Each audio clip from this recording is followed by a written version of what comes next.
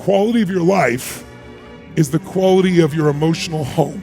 A bit of a random reel. I'm here in the sauna. I just saw a reel by Tony Robbins where I've heard him speak about this concept before of your emotional home, which is where you habitually go back to emotionally, even if it's an uncomfortable place, because it's familiar and therefore deemed safe by your subconscious.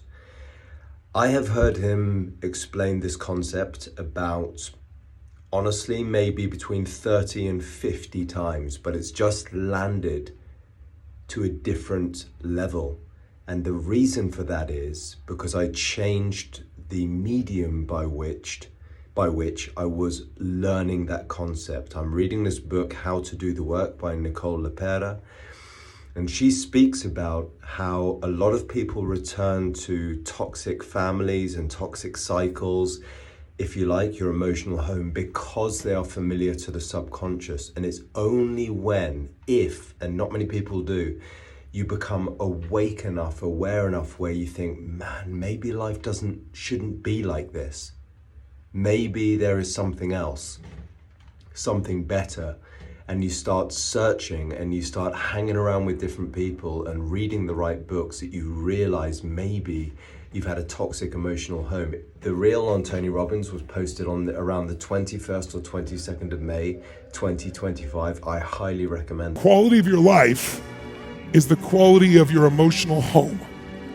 What does that mean? Well, every one of us has what I call an emotional home. It's a comfort zone. It's what you're used to.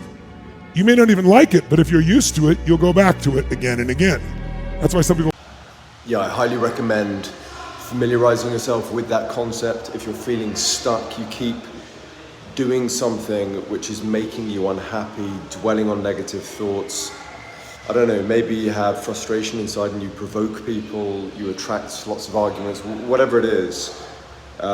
Figure out, just the first thing is to become aware of it, observe it. You might need to process stuff and then ask, why do I keep doing this? What's the intention of this?